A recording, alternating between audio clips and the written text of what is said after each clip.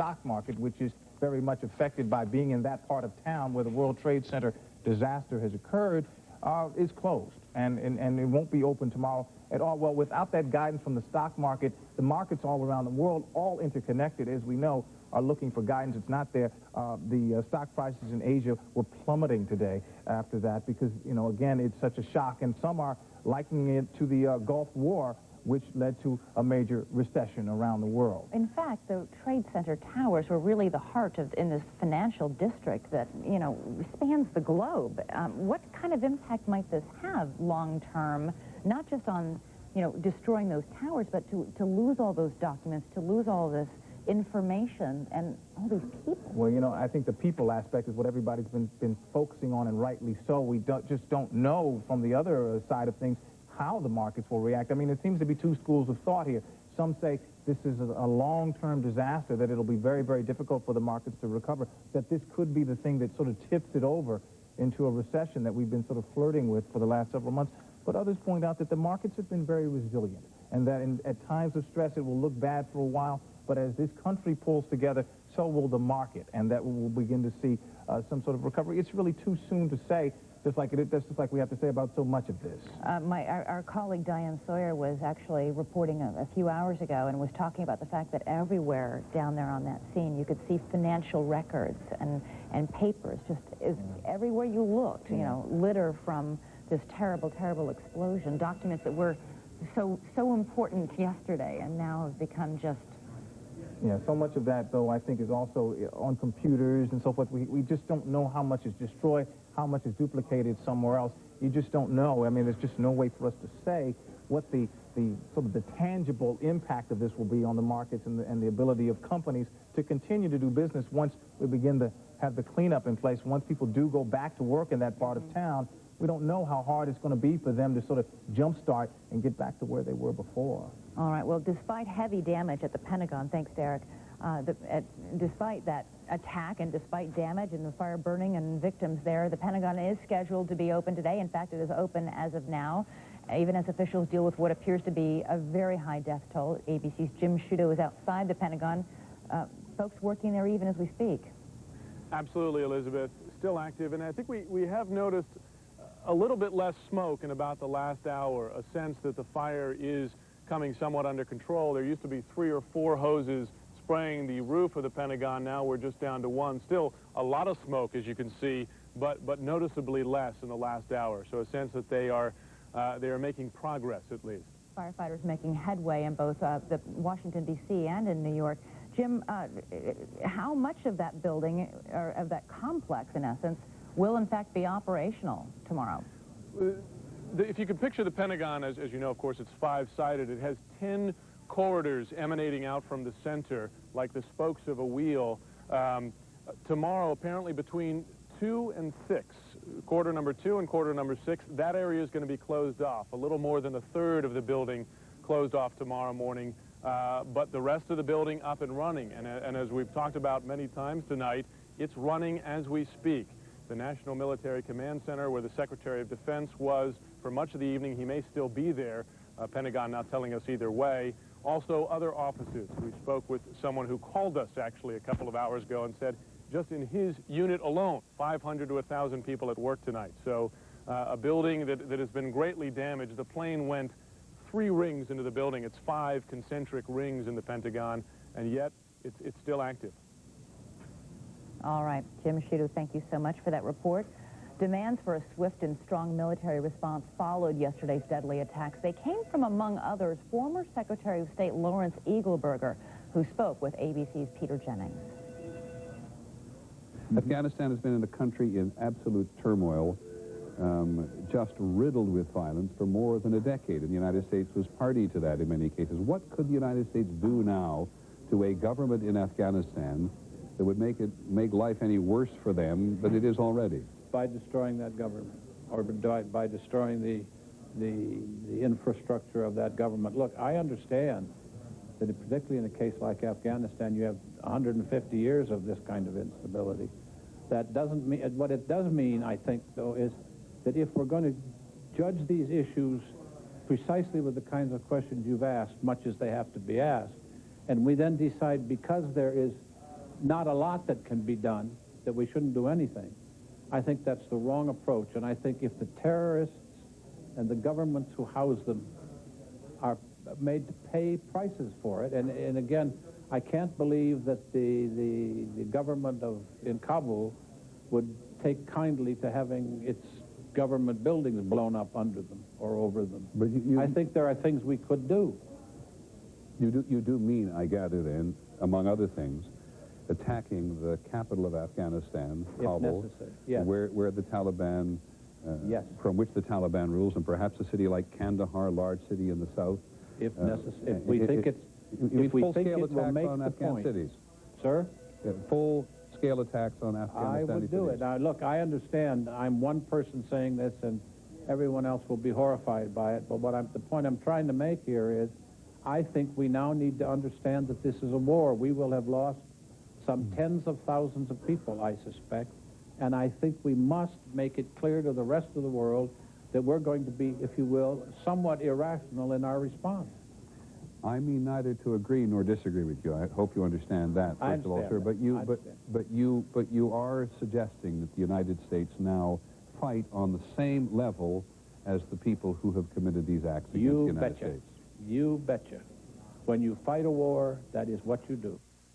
And you must be ready to live with the consequences of fighting. That's strong remarks tonight from former Secretary of State Lawrence Eagleburger. We go now to ABC's Rebecca Cooper, who is in Washington, D.C. Rebecca, you've been talking with some senior intelligence sources, I know, throughout the evening. Any idea yet how we, who are supposed to be the best in the world in intelligence, missed any sort of sign, any clue that this attack was coming? Elizabeth, senior intelligence officials tell us that, in fact, there were no specific signs that this was coming. In fact, not only were we not receiving any general threats, but we were at a lower state of threat than we had been in many recent weeks and months.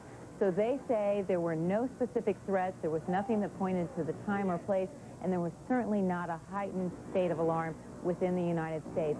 There had been some increased concern for American citizens traveling to Israel and other parts of the Middle East, but there were no concerns seen here in the United States. So now the concern becomes for the White House, for the Central Intelligence Agency, and other parts of the national security apparatus. What do they do to anticipate further attacks in the future, given that there were no signs that led to this? And what is the answer to that? I mean, are they just trying to figure out how now to beef up intelligence agencies, connections, sources, that sort of thing around the world? They have that challenge before them. Last night after the president's speech, he went immediately in to what's called the sit room, the situation room, inside the basement of the White House. It's a heavily armored room that's like a bank vault, where he met with his national security officials and got a very frank and firm assessment of the situation from CIA Director George Tenet.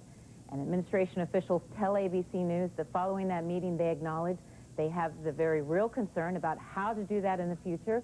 They still have to determine once and for all who is responsible. Administration officials telling ABC News that all signs certainly do point to Osama bin Laden, and they have mounting evidence to make that case as the hours go by, but they're not ruling out other possible sources of attack.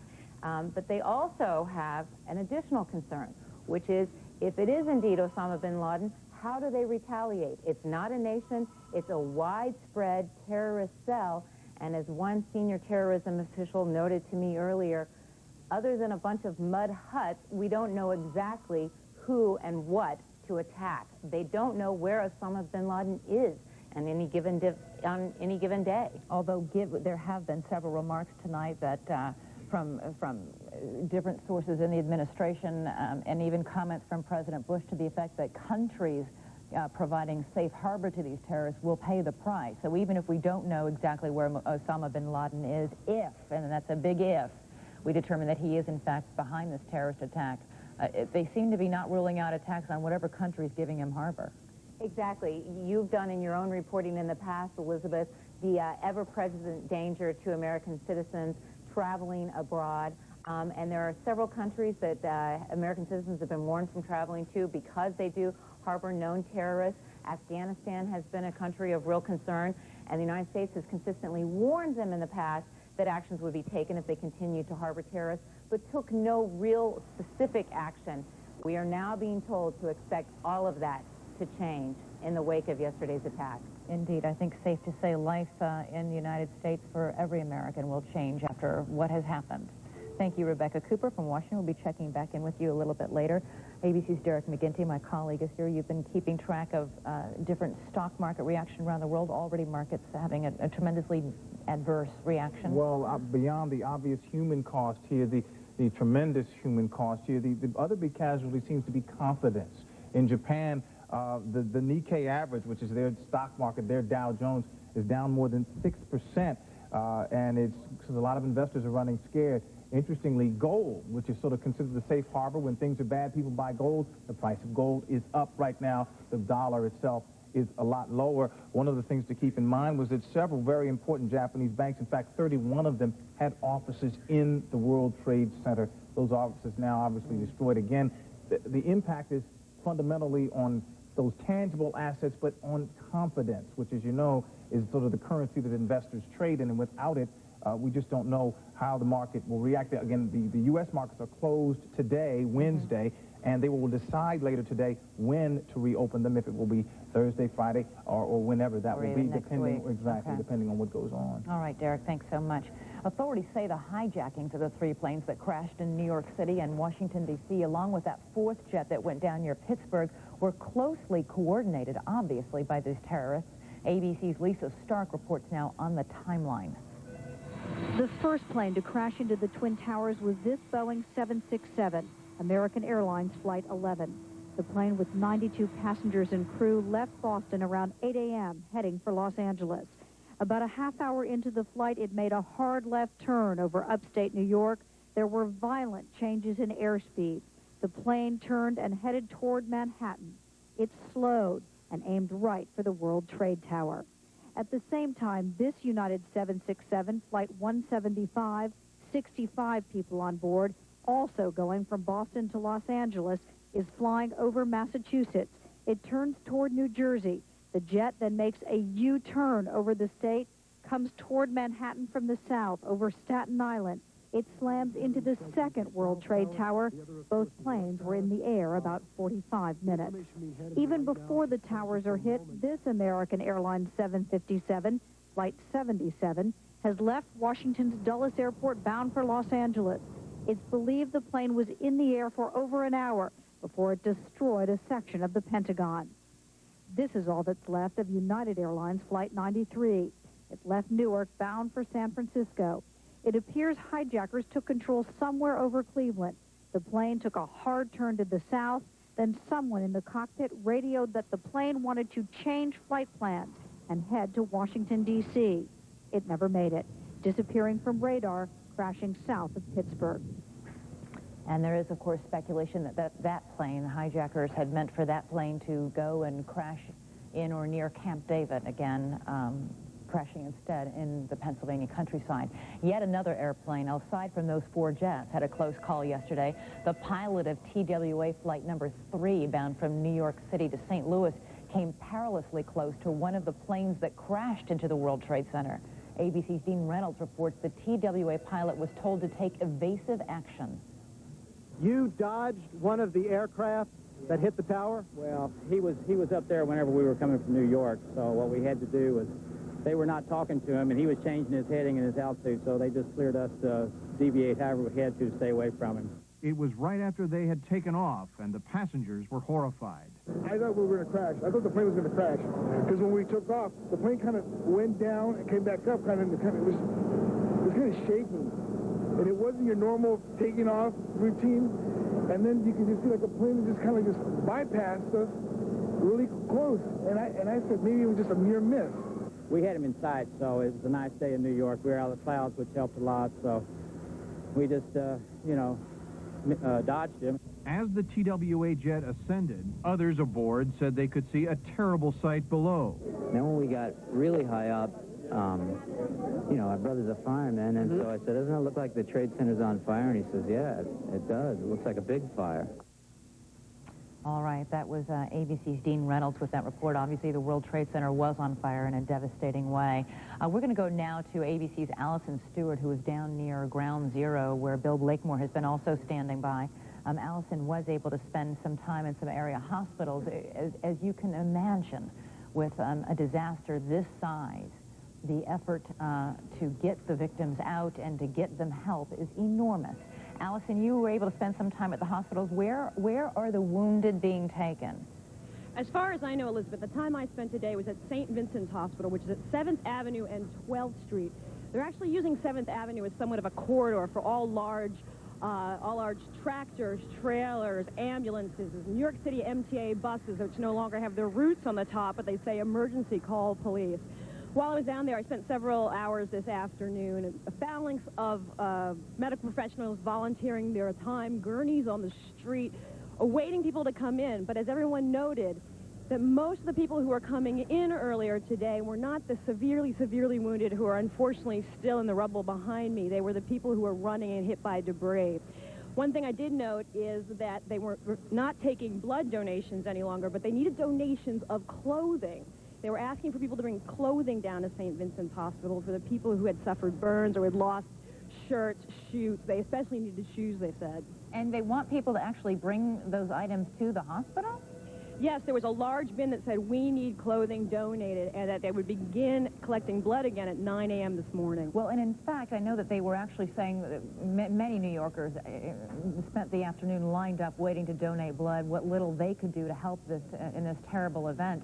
But at some point they were saying, look, what we really need is O-negative blood and RH factor negative blood. Is that correct? Absolutely. That's what they were saying as well. And it was amazing how they just pulled it together so suddenly, writing signs on the back of pizza boxes, the different lines for the types of blood written on garbage bags, paper garbage bags you get at the supermarket. And what about the effort? We'd heard reports that MASH units had been established, or treatment units had been established, that people are being ferried from the lower tip of Manhattan to New Jersey across the river. Actually, you know what? I haven't been at that part of any of the efforts. I've only been at the hospital and down here, Elizabeth. I understand. Thank you so much, Allison. We'll be checking back in with you in just a moment. I'm sorry, we're going where?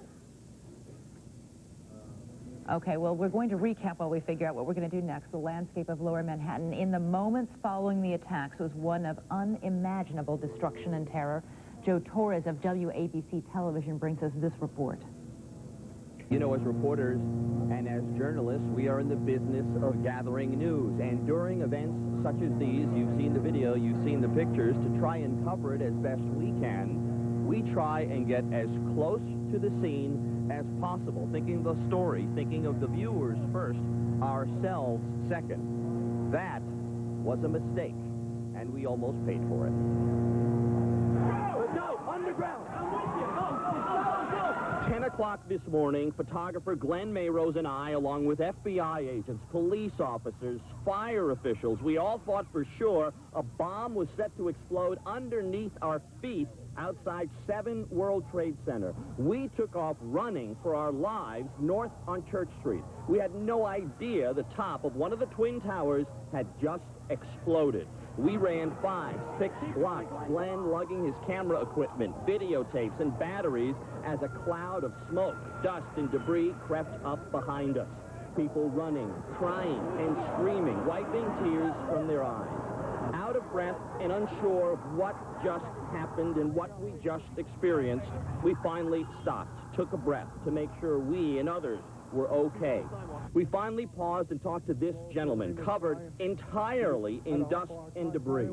As others looked back in shock and horror, we started another interview with a Port Authority engineer who worked at World Trade Center and spoke to us about the strength and integrity of the skyscrapers.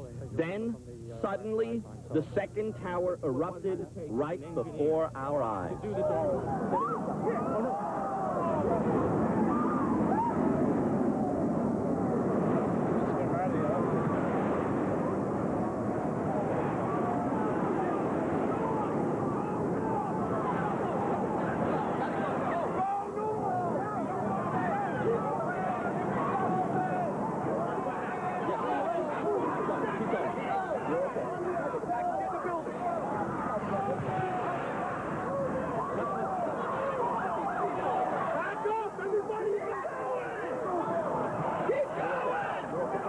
Moments later, the frantic run up Church Street started all over again.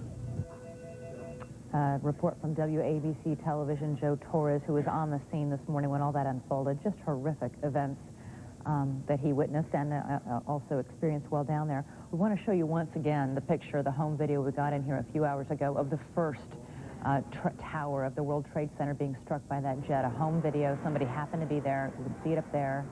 Unbelievable. The commercial jet hits the first tower, explodes, and at that point, of course, pandemonium began. And then a few moments later, we've got the videotape, a second jet. While the first tower burned, a second jet hijacked. This is a United Airlines jet bound for Los Angeles from Boston, crashing also again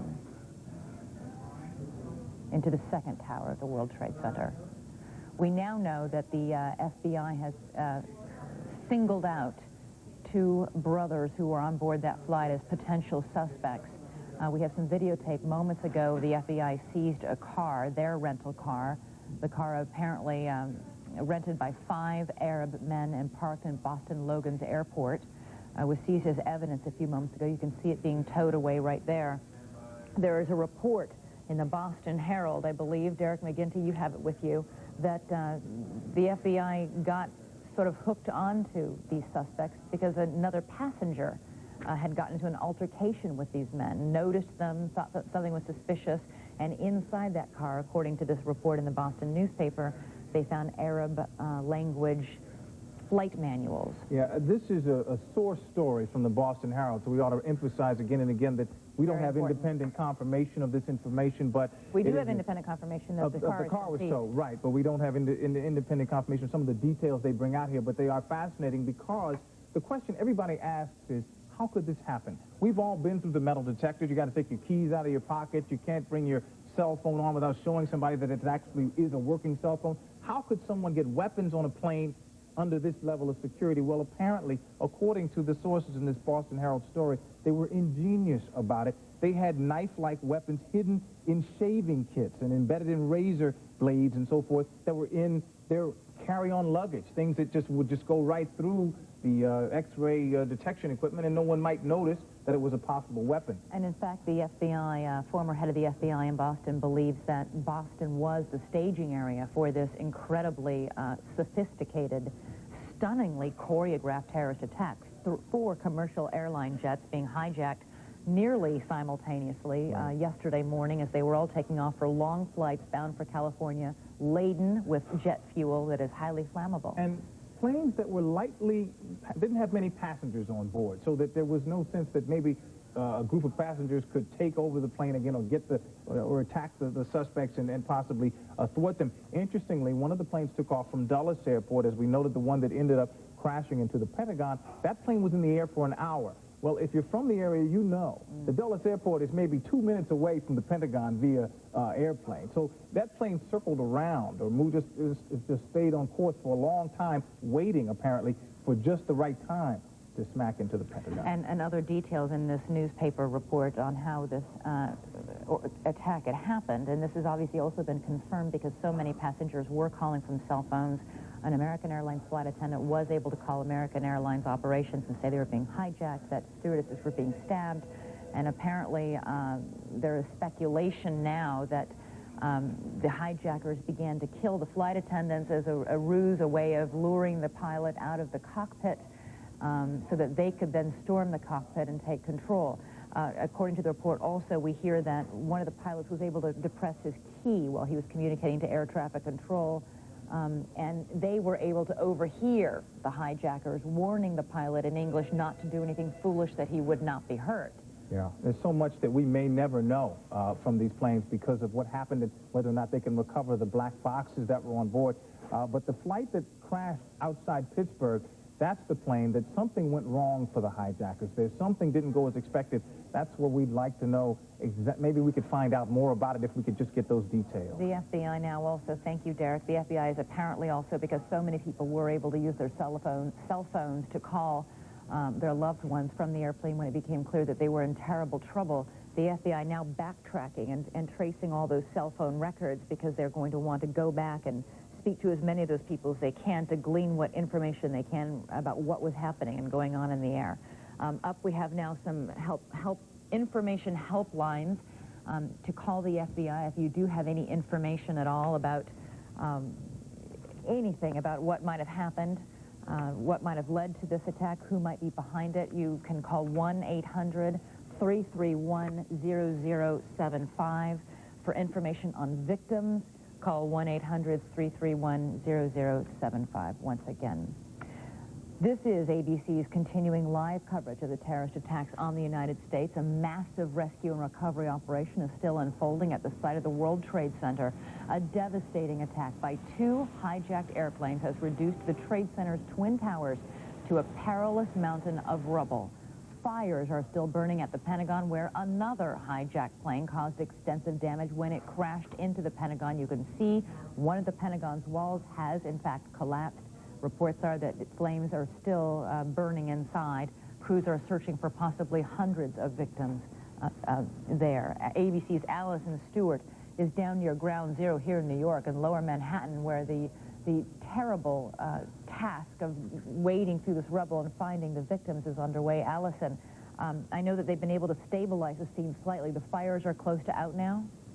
Apparently, Elizabeth, they have very few firefighters. This is according to Don Daler of ABC's Good Morning America, that they have very few firefighters gingerly, tenderly walking over the rubble, listening for people. They are concerned there is some fire still burning right at the base of the area. And the buildings at the scene were, for many, many hours, considered unstable. We did have that third building collapse late yesterday afternoon, and there was some concern as recently as a couple of hours ago that some of those other buildings were still unstable. Do you know if they've been able to make sure that everything is okay in that respect? Apparently, they are concerned about the Marriott Hotel. There is some fire burning in the Marriott Hotel right now, and they're worried about the stability of that building, Elizabeth. And you came from St. Vincent's Hospital, one of many area hospitals where victims are being taken. What was the scene like there?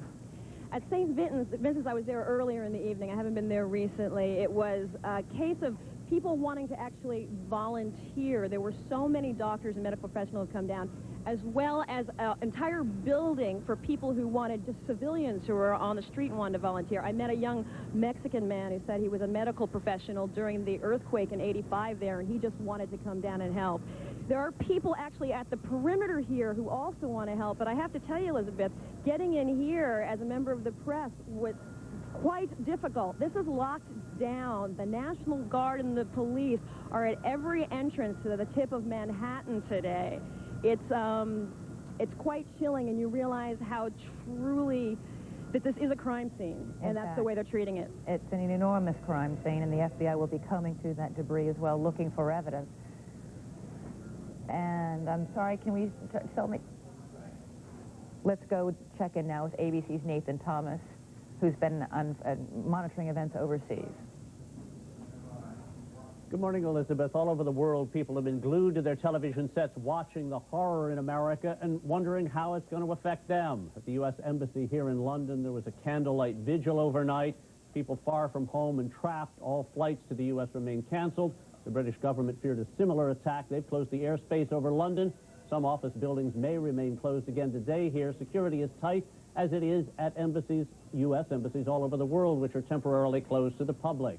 In Moscow, people brought flowers to the American embassy. One man described what so many feel when he said he thought he'd been watching a science fiction film. The Israeli government declared a day of mourning. They began collecting blood to send to American victims. At one center in Jerusalem, a doctor said 150 donors showed up there in 2 hours. But in East Jerusalem, celebrations from the Palestinians and in Palestinian camps. They say they are very unhappy with the U.S. siding in Israel, and some say this is what the U.S. deserves. Indeed, even as PLO Chief Yasser Arafat condemned the attack, we saw videotape yesterday of Palestinian men and young boys, actually, cheering and elated by the attack. That's right, but there is one commentator from the Mideast who said that many Palestinians, the people in the streets, are not really that many when you count all the Palestinians. Many of them are on their knees praying right now that it doesn't turn out that they or any of their people had anything to do with this attack. It was interesting listening to Prime Minister John Major give his remarks yesterday evening, and he was talking about how an attack on one democratic free countries, an attack on all democratic free countries, and in essence, it's a show of solidarity with the United States in this terrible hour. It is, and that's been the response from many different countries, many of our allies. In fact, in London this morning, this is the picture that is probably on every newspaper in the United States and all over the world. But the headline on this is the day that changed the world. So many talk about war with the United States or something, but this one particularly says that this is something that is affecting not just the United States, but the entire world. All right, Nathan Thomas, thank you so much for that report. And indeed, it is a day that looks like it will have changed the entire world. As yesterday's horrific events unfolded, it was difficult to keep track of exactly what was happening and where. ABC's John Donvan has pieced together this timeline. We want to tell you what we know as we know it, but we just got a report in that there's been some sort of explosion. The first thing any television camera saw this morning was this. It was just before 9. Roughly 15 minutes earlier, an American Airlines jet hijacked from Boston had crashed into the North Tower of the World Trade Center. There were 92 people on board. I was sort of at my desk working, general office activity, and felt an enormous it almost felt like an earthquake. Like I could literally feel and see things in the office moving and the floor moving. Immediately after it was some sort of explosion or something, there was an enormous volume of debris and paper. It almost looked like a dirty parade. All of this material just falling down. It does not appear that there's any kind of an effort up there yet. Now remember, oh my God. Oh my God. That looks like a second plane. Minutes later, the second plane, the second tower. The fireball ate up the aircraft. It was a United Airlines jet from Boston, 65 people on board. As soon as you got hit, I was thrown to a window. So I was very lucky to get out. There's a lot of people that didn't get out. There's a lot of people coming down the stairs, burnt up. It's bad. A big explosion happened. Some guy came out. His skin was all off. I helped him out. This is him all over. There's people jumping out of windows. I've seen at least 14 people jumping out of windows. It's horrific. I can't believe this is happening.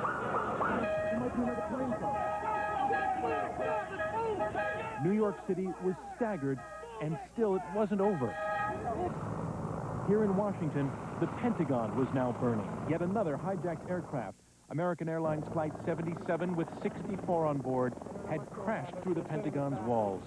U.S. officials are saying there was no warning, no indicators of any kind of a likely terrorist attack. Number two, they say Pentagon officials within the intelligence and the counterterrorism offices are now looking at this very intensely. Across Washington, ABC reporters were hearing officials use the word terrorism. It seems obvious unofficially to people here that it was a terrorist attack, but they obviously can't reach any firm conclusions at this point. So the Pentagon is engaged, and I'm sure law enforcement is, but they say they had no warnings.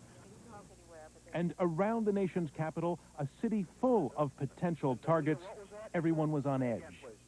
Okay, there's been an explosion of some kind that shook the ground of the Capitol. We all heard it. Everybody ran for cover.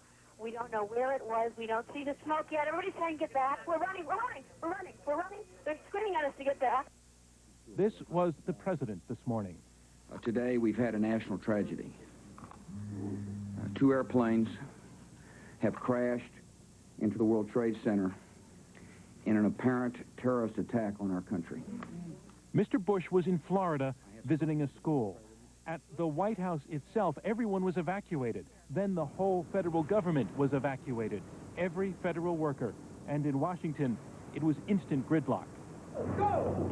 In New York City, meanwhile, they were also evacuating. And suddenly, the towers began to collapse in on themselves.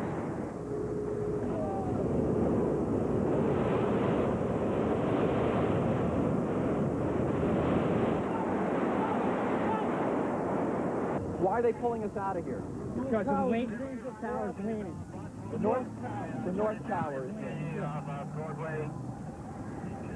Right, Mark quick.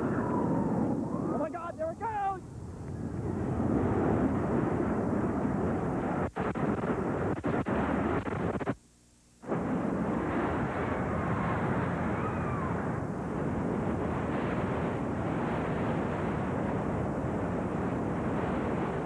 looked up as soon as we got across the street. I looked up, I saw the tower start to buckle. I just turned and ran, ducked down, put a jacket over my head. 3 or 4 of us huddled together, and it was just black everywhere. And with everyone asking the obvious question, how in the world, answers will be coming in fragments. The American Airlines Flight 11, the 767 from Boston to Los Angeles, a flight attendant called the American Airlines Operations Center to let them know that 2 flight attendants had been stabbed and the perpetrators had broken into the flight deck. Then, just before lunchtime, in a green field in Pennsylvania, one final crash. A United Airlines 757 carrying 45 people from Newark to San Francisco. Reportedly, a passenger on board used his cell phone to call 911 before the plane went down. The president's safety had become an issue. We flew for a couple of hours on Air Force One at what appeared to be a very high altitude. We were not told where we would land until the time came. There were jet fighters accompanying the president's aircraft. He has been traveling, we are told, by Ari Fleischer, and he will continue to travel. Mr. Bush reached Washington earlier this evening. Already, we have these images that no one can ever forget. A tough guy mayor pained by what he saw. The situation is that 2 airplanes have attacked, apparently. Can't go to street. Why? All right, well then let's go north then. The dust, everywhere the dust, and how it just wouldn't come off. A desperate choice by desperate people who had no way out. We saw what we thought was debris, and we realized it was people jumping. I can't do anymore. Late this afternoon, another building weakened by the blast went down like a domino. Finally clawed our way out over the rubble. Yeah. Come on down. You did all right. All right, At this point, it's hard to believe that all of this happened in a morning. Military jets are crisscrossing the skies over Manhattan. National Guard units are out. Washington is shut down.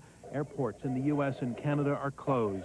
And the death toll is still uncountable and unimaginable. John Donvan, ABC News, Washington. 5 seconds. Unimaginable indeed. Even as you look at those images, you cannot believe your eyes. As we've mentioned, the headquarters of the United States military was also targeted yesterday. John Donvan just talking about that. But Pentagon officials are vowing to carry on business as usual there today. ABC's Jim Sciutto is live outside the Pentagon. Jim, I understand they've pretty much suspended any search and rescue efforts, and they're just focusing on putting out that fire? That's right, Elizabeth. It's a matter of safety. They want to put out the fire. They also want to make sure that the building is not in danger of collapsing around rescue workers. It was described by the Arlington police chief, who's participating in this operation, as peeling away the layers of the building so that they don't have to worry about them collapsing later. And that's their first priority before they do search and rescue. He also said that even recovering some of the victims, some of the dead bodies, could take days because they're treating this as a crime scene, and those victims are part of the evidence of that crime scene. So it's a sense of the time it's going to take, not just to put out this fire going on behind me, but also just to clear the scene. Really, it's going to take some time. And in fact, there was initially an estimate of maybe 100 people killed, and a few hours later the Pentagon came out and said it could be as many as 800 people dead. Do we have any clearer figure now or any idea at all on what our casualty count might be? The figure, Elizabeth, came from, again, the Arlington fire chief, and what he did is he gave a range of between 100 and 800. But when he spoke last, a couple of hours ago, he kind of backed off that 800 figure, just saying, listen, that's the high end, saying that the only thing they know for sure is that there were 67 people aboard the plane that crashed, and they know that they can almost assume that everyone on that plane died. Beyond that, it's just speculation at this point. And even as they work to put out that fire and wait to search for more victims, work is going on inside the Pentagon. It is the nation's military headquarters, and this is a military incident. We are responding in a military way. We were talking earlier about the ships that have been dispatched. Do you have any more information on when the hospital ship, for example, might arrive, or the aircraft carriers that were going to be positioned off the shores of New York City, Washington, D.C., that sort of thing? We asked the military, and they said for security reasons, they are not going to say when those ships, the USS Comfort, a hospital ship, as you mentioned, out of Baltimore, as well as the USS George Washington, an aircraft carrier that's going to be used for medical purposes in New York, but they are not saying when they will arrive for security reasons. All right, Jim Sciutto outside the Pentagon this morning. Thank you so much for that report. We'll be checking back in with you less than 2 hours after the hijacked jets plowed into the two World Trade Center towers. Both of them collapsed into pieces of rubble. ABC's Robert Krulwich has been reporting on the reasons behind the collapse of those buildings, that rapid, instantaneous destruction. Why did the towers collapse as quickly and as suddenly as they did? Engineers from the original firm that built the towers told ABC they can only guess at this point, but they believe that the collisions themselves, the plane hitting building number 1 and the plane that smashed into building number 2, by themselves, they did not cause the collapse. It was the fire, they say, the intense fire and heat from the explosions that brought the buildings down. Temperatures inside could have built up to 1,600 degrees Fahrenheit. At that temperature, steel loses its strength, and steel beams connect every floor to the outside walls. As it got hotter, the beams got weaker, and the hot air inside began to push and press against the outside walls until the outside walls just buckled, snapped, and released the top floor, which fell onto the floor below, and the entire building sinks in a straight vertical, the floors falling faster and faster down, until you notice that every floor in the building is gone. Viewed from another angle, you can see the same thing. Notice the aerial stays vertical, just stays straight as it sinks into the building. There's no buckling or tipping, just straight down. And this happened in both buildings. The first tower, too, stayed straight as it went down, each floor falling neatly on top of the other. So the reason the towers went so quickly is because all the floors were literally hanging onto the skin. And once the skin went, the buildings went too. Robert Krulwich, ABC News. Indeed, the heat leading to the collapse of those two buildings, not the impact of those two commercial jetliners crashing into it. Derek, we were just talking about this. I'm joined by my colleague, Derek McGinty. You were wondering whether or not the terrorists knew that in fact might be the structural reaction to this kind of devastation. Exactly. Obviously, if you wanted to destroy buildings, just crashing the planes and was horrific enough, but the idea that the whole building would collapse afterwards would be something they want, but we just don't know whether or not, and it doesn't really even matter what they knew. Just the idea that they do such a thing is awful enough, and awful enough, in fact, to inspire these headlines that we're getting from around the country. This, from the Tulsa World in Tulsa, Oklahoma, I think pretty much sums it all up. Attack on America. You really can't overstate it, and the size of this headline, of course, states it about as graphically as possible. This one from the Atlanta Constitution, outrage. It just, thousands dead, a nation staggered. That's what it comes down to. And I think as you look to the public reaction to this, as we look around in various cities around the country, it gets to fear, sort of an all-consuming fear of what the next target could or would be if these two or these three attacks were not the end of things. Where would they strike next? In Detroit, for example, you saw that they closed a tunnel connecting downtown Detroit to Windsor, which is another part of the area. Many office buildings, the Renaissance Center, home to General Motors, evacuated. Again, people worried, what will the next target be? If you go around to Miami, parents took their kids out of schools, government offices were shut down, government meetings canceled. Again, people worried, where could the next target be? No one knew. In Dallas, frightened companies and government officials evacuated office buildings. The Dallas-Fort Worth International Airport, as we know, was closed, along with just about every other airport in the country.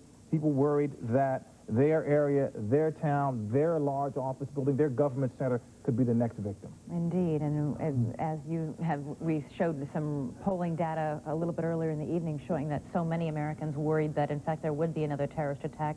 Many Americans worried that they themselves would be the victims. I think the key factor here is, as we've seen in so many newspapers and editorials, that we felt very secure, despite the fact that there had been attacks here before. Nobody ever expected anything like this. How could you imagine that this would happen? And when it did, people just said, oh my goodness, you know, where will the next strike come, and how can I make myself safe? And, you know, the reaction is very understandable. But, again, as we sort this out over the next few days, it's going to have to be more of a tangible reaction, and we're going to be looking to our government leadership just for that. Understandable. And the government leadership, thank you very much, Derek, is making great efforts at staying calm, at sending a message that the U.S. government is open, is operating, is fully in control, that the United States will not be changed in a dramatically terrible way as a result of this attack. Of course, life will change in certain aspects, certainly when it comes to flying. When those airports across the country do, in fact, reopen, it will be a very different experience for most Americans, possibly for the rest of our lives as we know it. However, it's important to note that as jittery as many Americans legitimately might be, the U.S. government, President Bush, leaders of Congress, getting together, united, saying it's very important that we send a message to whomever is behind this attack, that we will not be broken. U.S. stock markets will be closed today, but trading does continue overseas. As Derek reported earlier, Tokyo's Nikkei plunged 682 points, more than 6.5% today. But in London, the FTSE was sharply higher in early trading, following a big loss yesterday. That is good news. ABC's business editor, Betsy Stark, spoke with Peter Jennings about the possible financial fallout from the day of terrorism. U.S. financial markets will be closed now for 48 hours. It's the first time since World War II that that's happened. And keep in mind that the New York Stock Exchange is just a few blocks from the World Trade Center Twin Towers. So in a sense, it's not surprising. It's going to be a while before rescue operations and cleanup operations make it possible for New York Stock Exchange employees to return to work. The global economy and a greater number of stock exchanges in many more places make 24-hour trading with or without the, well, to some degree, with or without the New York and the American stock exchanges today more possible, does it not?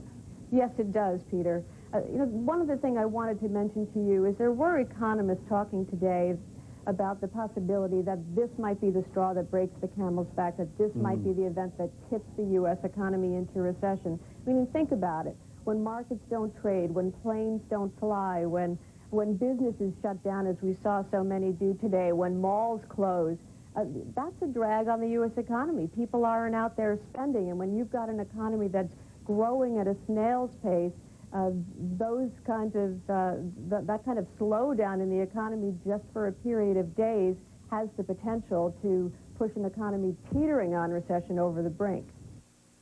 ABC's Betsy Stark talking about the financial impact of this terrorist attack. This coming at the same time that as we said a moment ago, the President and Congress taking great pains to say we are at work, we are in our offices, we are not shut down by any stretch of the imagination. ABC's Josh Gerstein is live near the White House. Josh, soon, I would assume within the hour or two, people showing up for work in Washington, D.C. What is Washington, D.C., the capital, waking up to this morning? Well, the White House behind me is still dark at this hour. President Bush is an early riser, so we expect him to be up shortly if he's not up already. And he usually gets his first national security briefing as early as 7 o'clock in the morning. We'll expect that to happen, probably a full national security meeting. And there's talk of a meeting with the congressional leadership as well. But this city is beginning to come to life, just beginning because it's still early. City buses are out rolling this morning. We've seen delivery trucks out on the street. There's a little more traffic than there was overnight. It's notable only because yesterday the prime feature here of the traffic pattern was a reverse commute at about 10 o'clock in the morning. Pretty much everybody working in downtown Washington was headed on the roads out of the city. They're going to try to do things in a bit more routine fashion this morning. Elizabeth? So suffice it to say then that D.C. is not in the same state that New York City is in which case Mayor Giuliani has said to all New Yorkers, if you don't have a really critical, crucial job, please don't go to work, stay home. No, they're going to try to get back to normal as much as that is possible today. However, we do have a very, very serious situation here in the Washington area just across the Potomac River at the Pentagon, where, as we've just heard within the last few minutes, they're continuing the search and rescue efforts, the firefighting efforts, and so forth. But Washington, D.C., although there were reports of incidents at the Capitol and the State Department during the day yesterday, those proved to be untrue, thankfully. The city so far has emerged largely unscathed from this. And I'm sure city officials and President Bush and the rest of the national security apparatus hopes that continues to be the case. Elizabeth? All right. Josh Gerstein, thank you so much for that report from our nation's capital. We're going to go now back down to Ground Zero here in New York City after getting that report on the status of things in Washington, D.C. Obviously, it is a horrific scene in Lower Manhattan. The streets there, beneath 14th Street, you can see there eerie, shrouded still in the ever-present smoke and dust that has been hanging over this entire city since yesterday morning. You can see the remnants of steel girders of buildings. The rescue crews have been working throughout the night in backbreaking, difficult, and often dangerous work, going through that rubble and that wreckage, gingerly trying to peel back the pieces of boulders, that sort of thing, of walls of buildings that have come down to see if there's anybody that they can rescue underneath. You can see there they've amassed a huge number of fire trucks, backhoes, all sorts of equipment that they need to help, frankly, get this wreckage out of there, find out who's beneath the rubble, get some handle on what the death count is, what the injury count is, and perhaps find evidence somewhere on who might be behind this devastating terrorist attack. Where are we going now? We're going to go for more reaction from a stunned nation. We have a report from ABC's Aaron Hayes. Suicide bombers, read all about it. There is, rippling across this country, suicide bombers, suicide bombers. Great fear tonight. This attack was on every American. I can't believe it. And it's so sad that it's come to this. The first thing I thought of this morning when I saw that was Hiroshima, Pearl Harbor, all over again. The horror of it. And thinking that we're headed for World War III. I want to go home to my family right now. That's what I want to do, get close to my kids. We were seeing things we have never seen before, not just on our TV sets, but signs all around that this is as serious as it gets. At the airports is where it was most obvious, the national confusion. I'm really scared. I feel helpless. Paralysis. All the lines on the cell phones are all busy. Planes making their way to the first airport in sight. Unloaded passengers stunned to find themselves in places they had no plans to be, unsure what to do. I'm totally shook up right now because we were in the air when it happened. We're not told anything about it. They said good luck, sleep in the airport. And in city after city, anxious officials evacuated one building after another. Our boss just finally came and told us, just go ahead and leave. Not because of actual threats, but because no one knew what might be next. There is a war here now. We are a nation now on high alert, not just militarily, but psychologically, shaken on every level. Just waiting. For what? To see if anything else is going to happen. To see if we're going to be attacked here in Atlanta. It's a very strange feeling to be so threatened. The uncertainty set in motion a wave of shutting down across the nation. Not just the obvious government buildings, but malls in Georgia and theme parks in Florida. Due to unforeseen circumstances, the Magic Kingdom is now closing. And schools everywhere.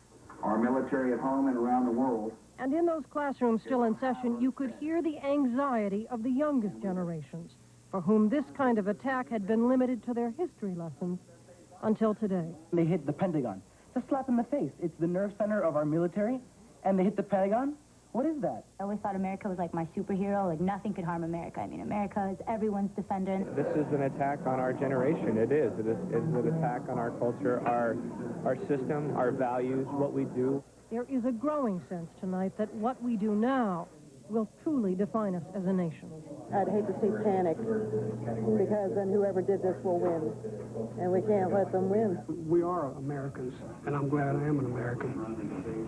We need, we just need to come together, and I think we will. It will take that and much more in the coming days to see the nation, the entire nation, through this. Head that way. Aaron Hayes, ABC News, Atlanta. The far-reaching effects of what happened when these terrorists unleashed this series of attacks yesterday morning 4 commercial airline jets hijacked, 2 of them crashing into the Twin Towers at the World Trade Center here in New York City. Those towers, each of them hit, each of them collapsing a short time later. A third. You have been watching continuous network coverage of America Under Attack. Now a look at how this national tragedy is affecting Metro Atlanta. Live, local, late breaking.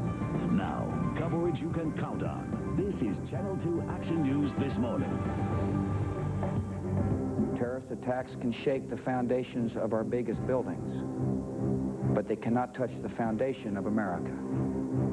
These acts shatter steel, but they cannot dent the steel of American resolve.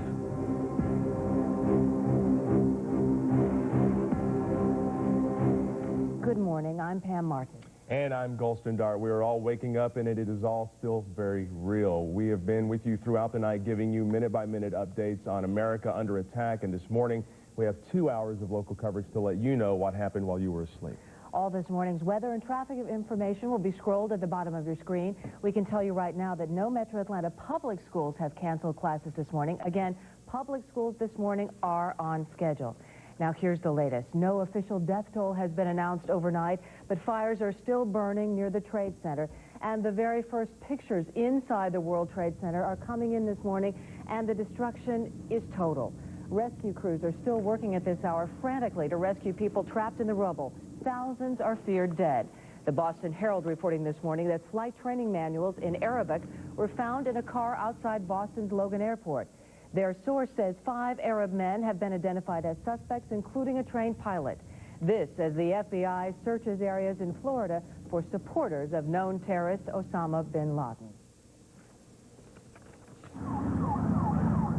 September 11th will be known as the day that the face of America changed forever. With the Pentagon still burning, President Bush told the world that the spirit of America will not be shaken. These acts shatter steel, but they cannot dent the steel of American resolve. The president made clear the U.S. is committed to finding anyone involved in any way with the attacks. We will make no distinction between the terrorists who committed these acts and those who harbored them. The nightmare began just before 9 a.m. American Flight 11, a Boeing 767 from Boston to Los Angeles, crashing into one of the twin towers of the World Trade Center. Then 10 minutes later, the second plane, a United flight, also from Boston to Los Angeles, crashed into the second tower. The Twin Towers, a symbol of American economic power, stood wounded in the morning sky. Then they stood no more. A huge explosion now raining debris on all of us. We better get out of the way! As thousands of terrified people watched from the streets, the South Tower collapsed. Soon, the second tower came down. Oh my God, there it goes! All of a sudden I heard rumbling and we all started running away from it.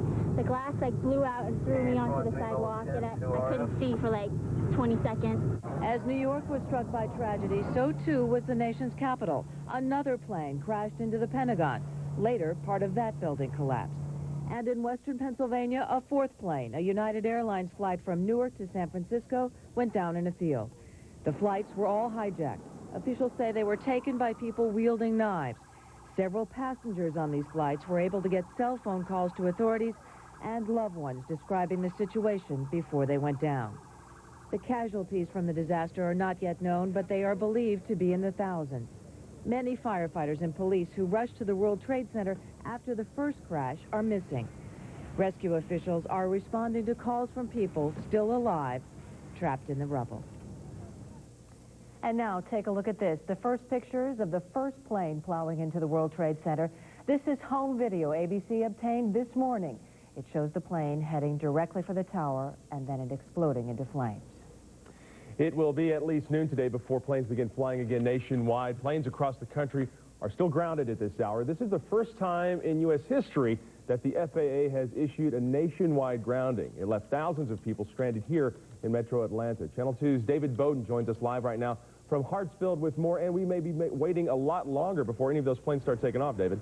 That's right, Golson. An unprecedented move by U.S. officials, but it's the only one, the only option they felt they had that would not only keep the American flying public safe, but would also give them the opportunity to regroup and assess what's happened after the worst act of terrorism on American soil in history.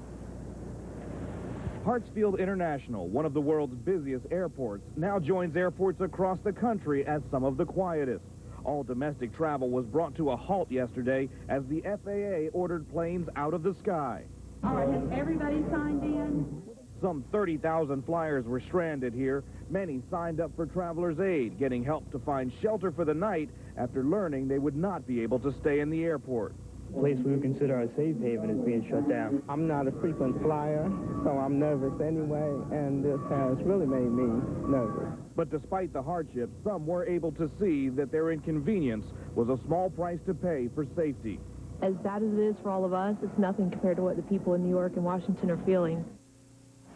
And back out here live, you can see this is something we thought we'd never see. Caution tape covers the doors here at Atlanta's Hartsfield International Airport. The doors are closed. The building is locked up. We are told that all the parking garages are locked up as well, and they are asking people to stay away from the airport until further notice. That may be until noon today, but once again, we are not sure. So do not come to the airport. Make sure that you either call first or get some information by watching television, your local media. We do not know exactly when they will start to resume flights, but once again, when they do, we will let you know. For now, I'm David Bowden live at Atlanta's Hartsfield International Airport. Channel 2 Action News this morning. A strange sight not to see all the cars coming through there. Is there a possibility that we could just kind of take a look down the way there? David, could you get your photographer to show us how desolate it is right now? Here, that, I mean, this is probably the quietest that you folks have ever seen Hartsfield International Airport. There is absolutely nothing going on. We saw some workers just a short time ago going over and spraying down the concrete, just cleaning the place up. This is probably an opportunity that they've never had as well, to have just no one here at the airport, and so they're taking advantage of it. But again, the doors are sealed shut. They don't want anybody inside. We showed in the piece there were bomb-sniffing dogs going through the airport last night, and that will continue. They are making sure that this is a safe place to be before they let any flights resume. Gulston? One person behind you at America's busiest airport. David, thank you. Yeah. Military bases across the state of Georgia and nationwide remain on high alert at this hour.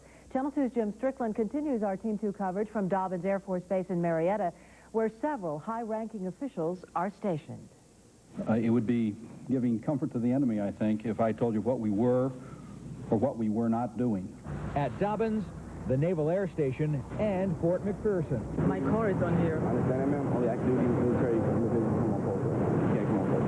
Cars backed up as guards use dogs, mirrors, and at times individual searches to keep trouble out of Atlanta's military facilities. Our first job when something like this happens is to make sure the facilities and the operational capability are secure. We did that. A convoy delivered an unnamed military leader to Dobbins, who then took off on a flight to an undisclosed location. McPherson is home to 6 Army generals. These people expect to have friends killed in the Pentagon attack. Of course, we all have concerns. We all have friends up there. So we're concerned, but we all know that we have a job that we have to do here. Part of that job, prepare to be part of the retaliation. A native New Yorker, Kathleen Daniels, says that won't come soon enough. If we do not retaliate, we're going to be second fiddle, and then they think anybody can come in here and damn do us. And I think the United States is going to have to declare war on the whole world. Jim Strickland, Channel 2 Action News. At Charlie Brownfield, SWAT team members swept through Fulton County Airport and continued to keep a close eye on the facility. They went from hangar to hangar looking for anything suspicious. The SWAT team even ordered 2 planes that were preparing to take off to stay put. Well, there is a way that you here in Metro Atlanta can help the victims of the terrorist attacks in New York and Washington. You can donate blood. American Red Cross centers around the Metro Atlanta area are set up all day today for donors, and many people have already come forward. Our live Team 2 coverage continues now with Channel 2's Sally Sears. Sally? Good morning, Pam. It is early at the American Red Cross here on Monroe Drive, but they are getting ready for a busy day here. And joining me now is Steve Darcy, the music director at Glen Memorial United Methodist Church. Steve, tell me what brought you down to the Red Cross this morning. Well, I was up at the wee hours, and I got an email from yourself regarding a meeting this evening at church and giving us scripture quotes and strengthening us. And you said you would be here, and I knew I needed to come give blood, so I came out here. What did they tell you inside, Steve? They said that they'll be open at 6 o'clock, and now it's only a little after 5, so I have a little ways to wait. So you can hang on to your blood just a little bit longer. That's right. But acting seemed to be important to you this morning, doing something.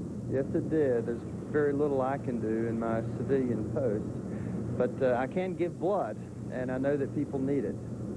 The Red Cross will open at 6. They will be taking blood here and at donor centers all across Metro Atlanta and across Georgia. Steve Darcy, I noticed in your job in music, we heard many people singing yesterday, singing American songs. Why does music suddenly seem so important now? Well, music is one of our most profound expressions of our souls, and it helps us to understand what's going on in the world, and it helps us to express our own feelings about it, and helps us to connect it to it. And I'm glad people are singing, and this is something worth singing about. Supporting our country, supporting our friends who have died and their families, and it also gives us the courage and understanding to act. I noticed that the Georgia House of Representatives sang God Bless America yesterday. Here's someone yesterday who came to the Red Cross to give blood. People are needed to give blood today. They lined up hours long in waits here at the Red Cross on Monroe Drive yesterday, and they were still waiting in line at 8 o'clock last night when the place closed. They will be open again at 6 in the morning in just an hour, and they will be having a number right here you can see where you can call to donate if you want to. That number on your screen, 870-4391 or 404-870-4393. But let me tell you, lots of people called yesterday. They need volunteers to help answer the telephone lines and help keep people moving through the Red Cross Center. Live at the Monroe Drive Blood Center for the American Red Cross, I'm Sally Sears, Channel 2 Action News. Thank you, Sally. United Way of Atlanta is also providing a phone line and a link on its website. Call 211 for information on victims, a special crisis relief fund, or available counseling. You can also log on to unitedwayatlanta.org. We're keeping you up to date this morning. All public schools in Metro Atlanta are set to open on time. A note that the stock market is closed today in this country. The stock market in Japan has opened overnight, down 6.6%, a huge drop in the Nikkei overnight. A CNN USA poll shows that how people feel about the tragedy. Of those polled, almost 9 of 10 people said they considered the attack an act of war. 9 of 10 also saying the attack was the most tragic event of their lifetime. And people were split about evenly as to whether it will make them less willing to fly on airplanes. The poll has an error margin of plus or minus 4%.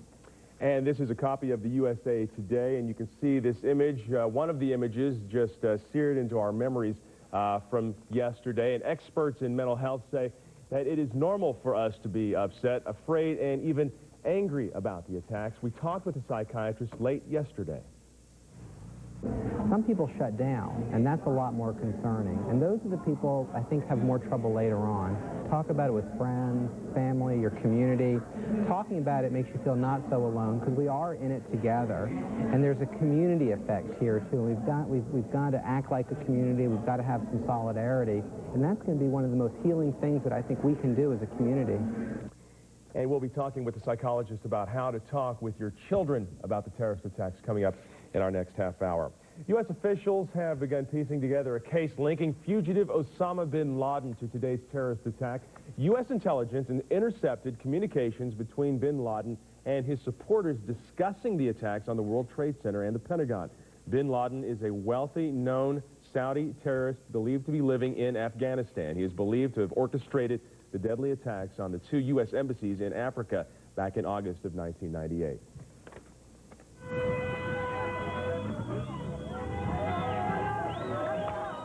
And these images shocked a lot of Americans. Some Palestinians celebrated when they heard the news of the attack on America. Thousands flooded the streets of East Jerusalem, chanting, "God is great." They even distributed candy to passersby. PLO leader Yasser Arafat, however, said that he is horrified by the attacks. A local terrorism expert is commending President Bush for the way he responded to the deadly series of terrorist attacks. Dr. Russell Osman of Southern Polytechnic University of Georgia spoke to us about it. Terrorism is done with the intent of manipulating information in order to trick people. The president, by not responding, has muted whatever terrorist has caused this to happen by stealing their thunder and delaying their glory. If you have any information that you think may be linked to the terrorist attack, here is the FBI hotline number. It is 1-866-483-5137. 1-866-483-5137. The president spoke to the nation about 9:30 last night. These acts of mass murder were intended to frighten our nation into chaos and retreat. But they have failed. Our country is strong. A great people has been moved to defend a great nation. Terrorist attacks can shake the foundations of our biggest buildings, but they cannot touch the foundation of America. Our political reporter Bill Nygett will have more on the president's speech coming up in our next hour. And closer to home, the attacks drew reaction from Georgia politicians as well. Bill Nygett was at the Georgia state capitol as the latest information of the terrorist attacks was coming in. He continues our Team 2 coverage. Father God. House members began their day as they always do with a prayer. But this one came as the twin towers of the World Congress Center were tumbling to the ground and a section of the Pentagon was ablaze. I pray you would act and put your hand against all those who would bring terror into our nation, Father, and stop them now if there's any attacks about to happen. I'm so shocked I don't know what to say or do at this point. I guess it's like our parents and grandparents on Pearl Harbor Day. Many House members called the attacks the equivalent of a declaration of war. And at 73 years of age, I'm ready to join up. But I don't know who to attack. The time's going to come someday when we got to put our foot down and say, this is America. We're going to look after our people. The House continued its work on redistricting, but it no longer seemed to be such a crucial matter.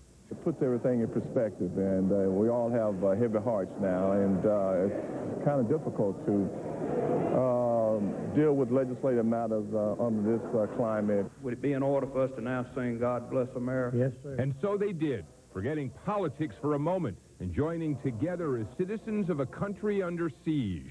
God bless America, my home, sweet home. Bill Nygett, Channel 2 Action News this morning. Soon after the attacks, Governor Roy Barnes released this statement, quote, "The events in New York City and Washington, D.C. have been tragic. Our thoughts and prayers go out to those who have been injured or who have suffered any loss. This is a time for calm, not panic. Our emergency management officials are well trained and are closely monitoring what is happening here in Georgia and throughout the nation." We also talked to other Georgia lawmakers. We need to do what we can to assess the damage, do what we can to handle the human tragedy, but then we do need to figure out what went wrong. Why didn't we have any warning? Is the state of our intelligence so poor that we had no inkling at all that this sort of thing was imminent or even possible? I thought I was back in the teleoffensive of 1968. I mean, it's been a long time since I've been under fire, but it was a weird feeling, and I dismissed my staff and left the Senate and headed toward my apartment in Northern Virginia. No one really knows what's going on right now, but we do know it's been a day that would live in infamy, as FDR said about Pearl Harbor of his generation. The reaction around Metro Atlanta and the country is shock, fear, and anger.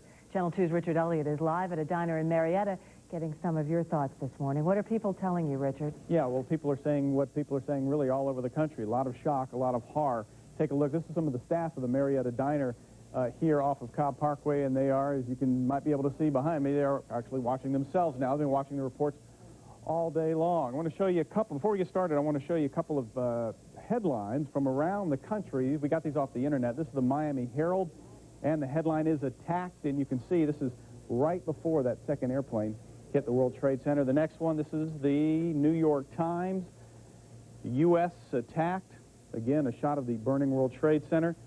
And the Washington Post, more headlines. And locally, this is the Marietta Daily Journal. It's a full-page picture, "Attacked, a new day of infamy." And, of course, we asked the folks here what they thought about all this, and here's what they had to say.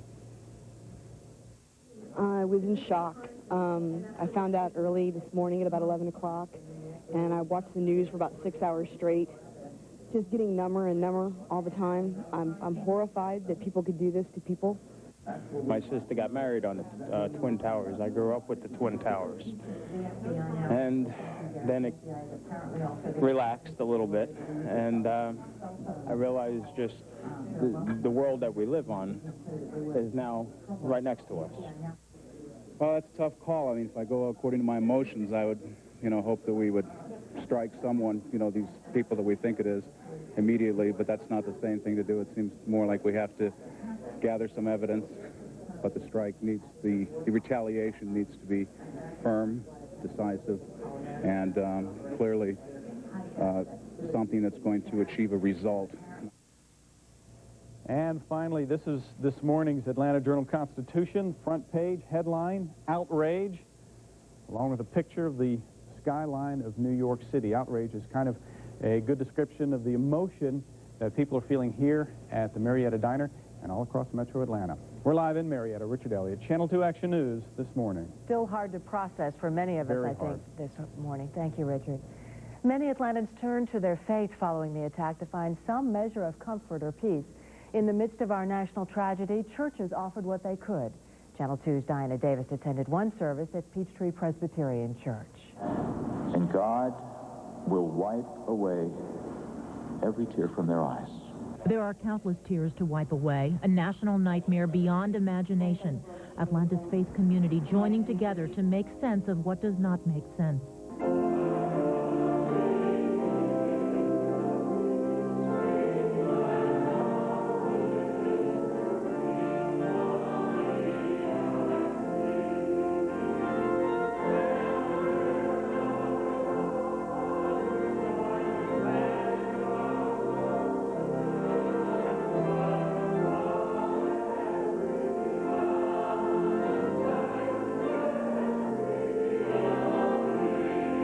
Perhaps never before have the words meant so much. A nation that claims in God we trust comes together to wait, listen, and pray. That when we cry out in pain, we know that the very God of the universe rushes to our side. And so great God, rush to the side of Americans throughout this nation at this moment and speak words of tender peace and comfort as we pass through this valley of the shadow. Lord, end our night of terror. Come and end our national nightmare, we pray. Some in this congregation have family and friends in New York or the military, Washington. Others, like all of us, stunned, sharing common feelings of shock, grief, disbelief. God is our refuge and strength, a very present help in trouble. Therefore, we will not fear though the earth should change, though the skyline of Manhattan should change, though the mountains shake in the heart of the sea, though its waters roar and foam, though the mountains tremble with its tumult. Despite the horror and the loss of life, at a time when our country faces a crisis of unprecedented proportions, please for calm. Lord, as a nation, draw us together, that we would truly be united, that we would support our neighbors and our leaders, that we would be a nation not prone to react or to panic, but to wait, to listen, and to pray. Diana Davis, Channel 2 Action News this morning. People at the service were too upset to verbalize their feelings then. Other services were held at churches, synagogues, and places of worship of all faiths across the metro area. Increased security in Georgia and around the country has not been limited to airports and military bases alone. Channel 2's Lori Gary continues our live coverage right now from the headquarters of Georgia's Emergency Management Agency with more on the around-the-clock patrols. Lori. Well, good morning, Galston. This is the nerve center for Georgia's emergency operations, and you can see behind me it is up and running. We have representatives from several state agencies who are here monitoring the situation in Georgia. Joining me right now is Buzz Weiss. He is the spokesperson for GEMA. And Buzz, I want to touch on a couple of things this morning. First off, let's talk about the heightened security here in Georgia. Folks are going to see a difference this morning. Absolutely. Probably one of the most significant results of this is the extremely heightened security we have. All state buildings are the subject of this. A lot of the state agencies are cooperating together, Georgia Building Authority, National Guard, State Patrol, Department of Corrections, to increase very visible presence in state buildings. Of course, state government is open for business, and it'll be business as usual, but there is a very, very strong sense of heightened security in all state facilities and critical facilities around the state. You mentioned state government is open, including the state capitol. It's my understanding. It remained open yesterday, and unless we hear otherwise, we anticipate that it will remain open. With, of course, a beefed-up patrol. Now, you also made a very good point earlier this morning that Georgia has experience in this type of situation. This is something that we have about 10 years of very solid experience in terms of domestic terrorism as a result of the Olympics.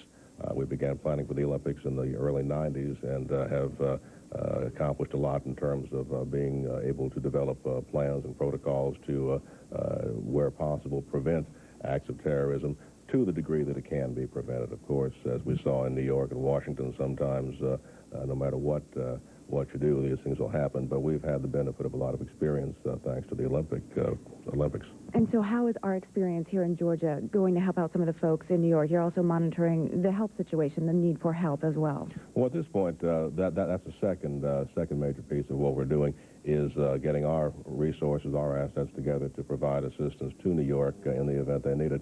We've had some contact with them over the last 18 hours or so, and we are preparing and assembling crisis counseling teams that are specially trained to deal with people in the aftermath of disasters such as this. These people are being assembled and will be prepared to go to New York if, in fact, they're needed. You also mentioned that perhaps some of our cadaver dogs may be heading up as well. There are also some cadaver dog teams that are prepared to go also, so that may be needed just to deal with the sheer amount of help that's going to be needed because of this disaster. On a different note, we've heard of some price gouging going on in some parts of the Midwest, and perhaps you're also getting some calls coming in here to GEMA about price gouging, especially when it comes to gas prices here in Georgia. We've had several calls over the course of the evening regarding price gouging, mainly in the area of gasoline, anything from the area of 10, 15, 20 cents on the way up to several dollars, as high as $4 a gallon. We are passing this information along to the Governor's Office of Consumer Affairs, which has lead jurisdiction in that, and they will review these complaints and take the appropriate action. All right, Buzz Weiss, thank you for joining us. GEMA spokesperson, we thank you for taking the time to talk with us this morning. Hard to believe that some folks are actually taking advantage of some other folks in these types of situations, but if you do notice any type of price gouging, you are asked to call GEMA officials. They will pass along that information to the Governor's office, and they will do a full investigation. But once again, GEMA emergency operations up and running indefinitely at this point. No word yet on when there will be any shutdown here. 3 agencies are patrolling the state capitol this morning, including the Fulton County Sheriff's Department, the Capitol Police, and the Georgia State Patrol. We, of course, will keep you posted from here throughout the morning. But for now, we're live at GEMA headquarters in southeast Atlanta. Lori Geary, Channel 2 Action News this morning. Yeah, Lori, you mentioned the so-called price gouging. I've got an AP report right here. It says the R&L Texaco, Oklahoma City, $5 a gallon. Another place, Casey's General Store in Galesburg, Illinois, $4 a gallon. Do you know, have you heard, have we got any kind of information that this is happening in our area right now? Well, we're hearing that possibly some reports in northwest Georgia, perhaps near the Mall of Georgia. We had a photographer earlier this morning go up there to try to find some different prices ranging about $4 per gallon. We did not find any of those events happening up near the Mall of Georgia. But once again, if you folks out there who are watching, who are noticing any type of price gouging, you can call GEMA headquarters here or the Governor's office, and they will pass that information along, and they will launch a full-scale investigation, Galston. All right, Lori, thank you. We'll check back with you later this morning. Well, how should the U.S. respond to the unprecedented terrorist attacks? We would like to know your thoughts on this. Log on to our website, that's WSBTV.com, and we'd like for you to participate in our poll. Many of the shopping malls around Metro Atlanta will reopen this morning. Following yesterday's attack, Simon Properties closed all of its malls nationwide. Here in the metro area, that includes Lenox Square, North Point Mall, Town Center Mall, Perimeter Mall, Mall of Georgia, and Underground Atlanta. Gwinnett Place, North Lake Mall, North DeKalb, and Cumberland malls were also closed, and at this point, they are all scheduled to be open today. One witness of the World Trade Center Twin Towers attack gives us a very descriptive detail of the event as it happened. Cheryl Lee saw the attack from her apartment in Brooklyn. She lives on the 10th floor of the building and has a clear view of Manhattan. I felt the first explosion. Immediately, I ran to the window, and I saw the tower on fire. So I grabbed my camera and took some pictures. And I was still just watching it, just flabbergasted, when suddenly I see another plane, and in my mind I couldn't put the two together. I thought, why is there a huge plane flying down the river? And then it hit the building, and there was a giant fireball. Probably about an hour later, I was standing out on my terrace, and the South Tower just broke apart and fell down. And then soon after that, I also saw the other tower drop. And it's just so surreal because I can't believe that they're gone. It's something I look at every night. Before I go to bed, I look out at the World Trade Center and just admire the view, and it's completely gone. One eyewitness to the attack, Cheryl Lee, is a relative of Channel 2's Jocelyn Dorsey. She was not harmed in the attack. This half hour, we're continuing our round-the-clock coverage of the attack on America. There are several new developments overnight. Here's what we know at this hour. There has been no official death toll, although at least 266 people were on board the four planes. As many as 70 New York police officers and 300 firefighters are missing. Virginia officials say as many as 100 to 800 people could be dead at the Pentagon. This is overnight video of a rental car being towed from Boston's Logan Airport. Sources say Arabic language flight training manuals were inside that car. 5 Arab men have been identified as suspects. 2 were on the flight from Boston. One piece of their luggage did not make the flight, and sources say investigators found a copy of the Quran, an instructional video on flying commercial airlines, and a fuel consumption calculator in that luggage. This morning, we have yet another disturbing view of the crash. This is home video of the first plane plowing into the first World Trade Center tower. This is the only image of that first attack that we've seen. ABC obtained it overnight. Fires are still burning at this hour in New York City and at the Pentagon. September 11th will be known as the day that the face of America changed forever. With the Pentagon still burning, President Bush told the world that the spirit of America will not be shaken. These acts shatter steel, but they cannot dent the steel of American resolve. The president made clear the U.S. is committed to finding anyone involved in any way with the attacks. We will make no distinction between the terrorists who committed these acts and those who harbored them. The nightmare began just before 9 a.m. American Flight 11, a Boeing 767 from Boston to Los Angeles, crashing into one of the twin towers of the World Trade Center. Then 10 minutes later, the second plane, a United flight, also from Boston to Los Angeles, crashed into the second tower. The twin towers, a symbol of American economic power, stood wounded in the morning sky. Then they stood no more. A huge explosion now, raining debris on all of us. We better get out of the way. As thousands of terrified people watched from the streets, the South Tower collapsed. Soon, the second tower came down. Oh my God, there it goes! All of a sudden I heard rumbling and we all started running away from it. The glass blew out and threw me onto the sidewalk, and I couldn't see for 20 seconds. As New York was struck by tragedy, so too was the nation's capital. Another plane crashed into the Pentagon. Later, part of that building collapsed. And in western Pennsylvania, a fourth plane, a United Airlines flight from Newark to San Francisco, went down in a field. The flights were all hijacked. Officials say they were taken by people wielding knives. Several passengers on these flights were able to get cell phone calls to authorities and loved ones describing the situation before they went down. The casualties from the disaster are not yet known, but they are believed to be in the thousands. Many firefighters and police who rushed to the World Trade Center after the first crash are missing. Rescue officials are responding to calls from people still alive, trapped in the rubble.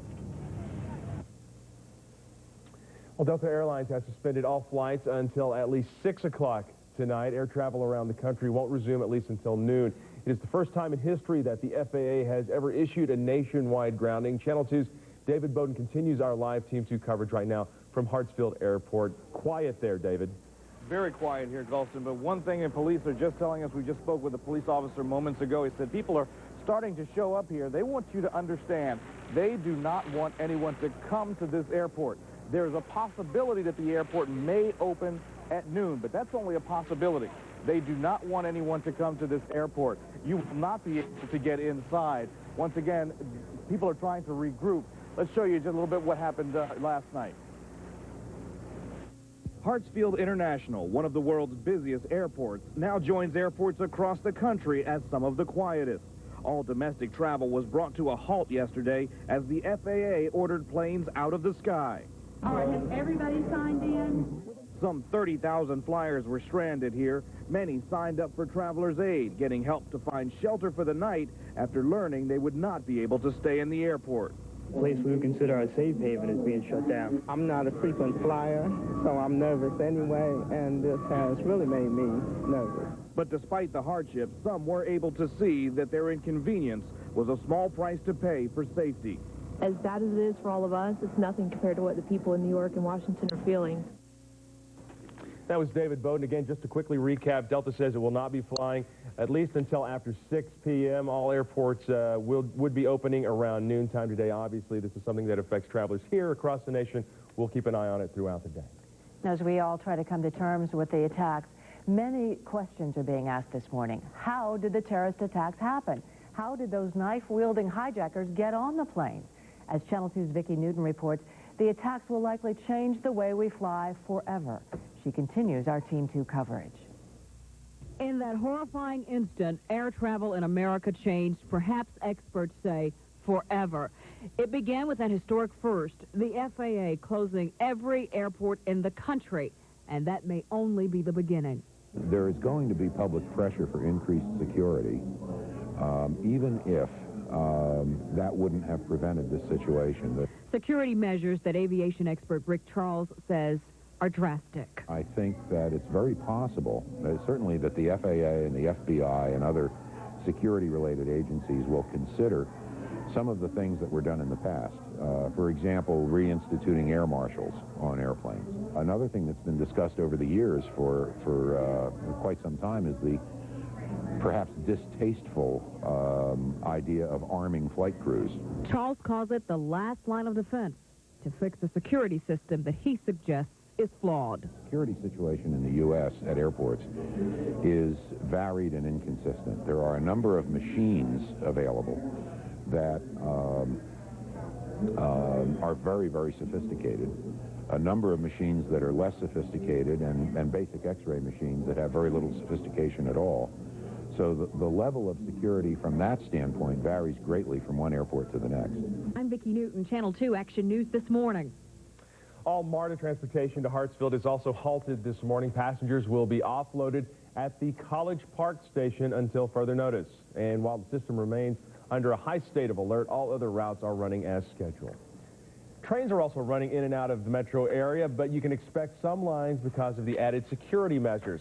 That was the case at the Amtrak station yesterday in Midtown Atlanta. Signs were posted telling riders they could not check bags.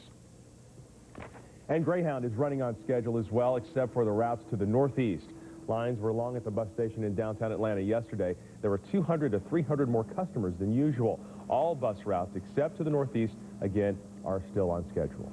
Time now 5:37. Security is tight again around the country and here in Metro Atlanta at this hour. Channel 2's Lori Geary is continuing our live Team 2 coverage from the Georgia Emergency Management Agency, where the military police are on patrol this morning. Tell us what's going on, Lori. Well, we've got a heightened state of alert here. This is the Nerve Center for Georgia Emergency Operations. We've seen this room open several times before. We're told about 20 times in the last decade. You may recall for the Olympics, for hurricanes, and of course for Y2K preparations. Joining me right now is Buzz Weiss. He's the spokesperson for GEMA. And Buzz, I want to talk first off, let's hit on the heightened security this morning that folks are going to see all across the state of Georgia. Well, the security in all state facilities has been very drastically heightened.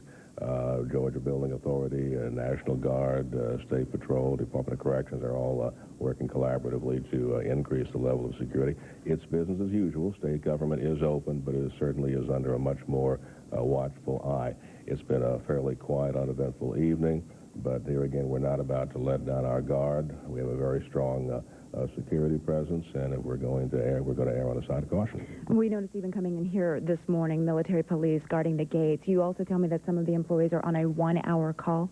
Right. We have people in here now, and of course those who are not here are on a 1-hour call. If we page them, we expect them to be in here within the hour and up and running. Let's touch on the 911 calls coming in across the state. A lot of folks not using the 911 lines for emergencies necessarily. We've had a number of calls from 911 centers around Georgia, people calling 911 to get information about what happened in New York and Washington, get various other kinds of information about what the situation is in their community. And that is tying up the 911 facilities. It is potentially delaying calls that could deal with life-threatening emergencies. So people need to be aware that if they want to find out what's going on, their best bet is to watch TV, listen to radio. There's been ongoing coverage. It's been very timely, up to the minute, very, very accurate, and if people need information, they need to get it from the media and not call 911 unless they have a bona fide emergency. And keep tuned into the radios and the TVs. Let's also touch upon the fact that a lot of folks waking up this morning, gosh, what could happen next? No threats here in Georgia. Is that correct in terms of danger? Right. It's been a very, very quiet evening. We have not had any calls of any sort of threats, any incidents, but here again, we are maintaining a very high level of vigilance. Anticipating some threats coming in terms of bomb threats to schools? Well, sometimes you have these copycat situations. You have people who find it amusing to pull off some sort of a hoax, think it's funny to call something in. We see that happening in the wake of incidents, and certainly, though, I think if it's always a serious issue, but I think if someone attempts to do that under these circumstances, they will be dealt with particularly harshly.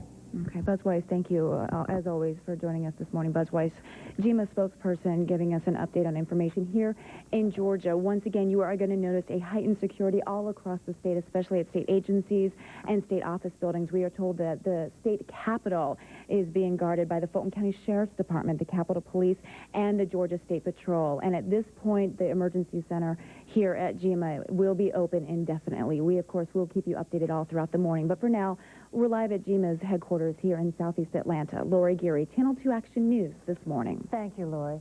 Fort McPherson, the Army's Ground Forces Command Center, is on the highest possible alert this morning. Within an hour of yesterday's attack, concrete barriers were brought in for extra security, guards scrutinizing the identification of anybody who wanted to enter. At least 6 U.S. generals are stationed there. Security is also tight around buildings that house federal offices. Just take a look at the armed presence that we found at one location in DeKalb County. DeKalb police stood watch all night in the street outside one building. And you can also expect extra security at the Richard Russell Federal Building as it reopens later today. Following the attacks, the building was evacuated and most employees were sent home. Authorities had cars in front of the building towed away. We want to take you now live to New York to show you some pictures from the scene of the World Trade Center.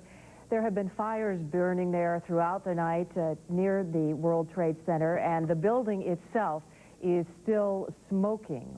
We also know that rescue efforts are going on throughout the area throughout the night. They believe that some people are still trapped in the building. They are still, in a few cases, finding a few people alive and being able to bring them out. But they believe that there are more victims still trapped in the wreckage, in this huge pile of wreckage. And again, the fires there are still burning overnight. The fire seems to be dying down a bit at the Pentagon. We also want to update you on schools today. All Metro Atlanta public schools are open today. They should open on schedule. We're showing you the private school closings that we have at the bottom of your screen. An Atlanta attorney was among those in Manhattan when the World Trade Center buildings collapsed.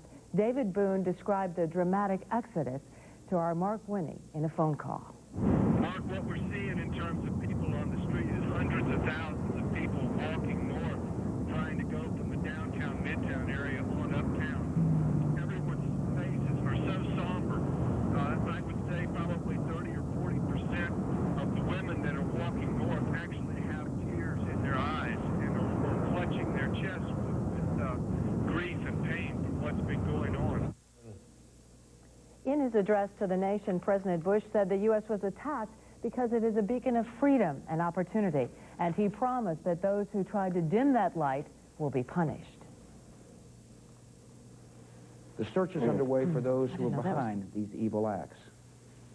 I've directed the full resources of our intelligence and law enforcement communities to find those responsible and to bring them to justice. We will make no distinction between the terrorists who committed these acts and those who harbor them. President Bush also says that the federal offices, which were evacuated yesterday because of the attack in Washington, will be open today. Georgia's political leaders continue to respond to the attacks throughout the day. Among them, Atlanta Mayor Bill Campbell.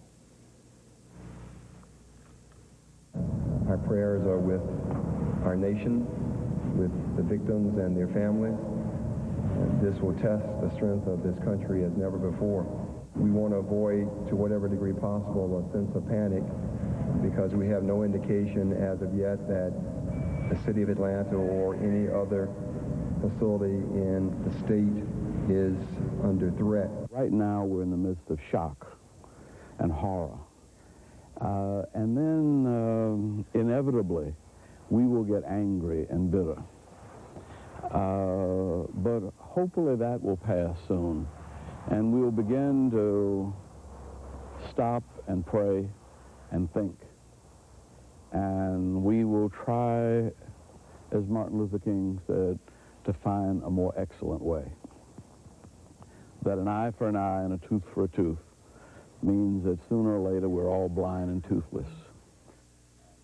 Just almost bewildering how someone can hate this much to perpetrate this kind of horror against people who they don't know and who are totally innocent.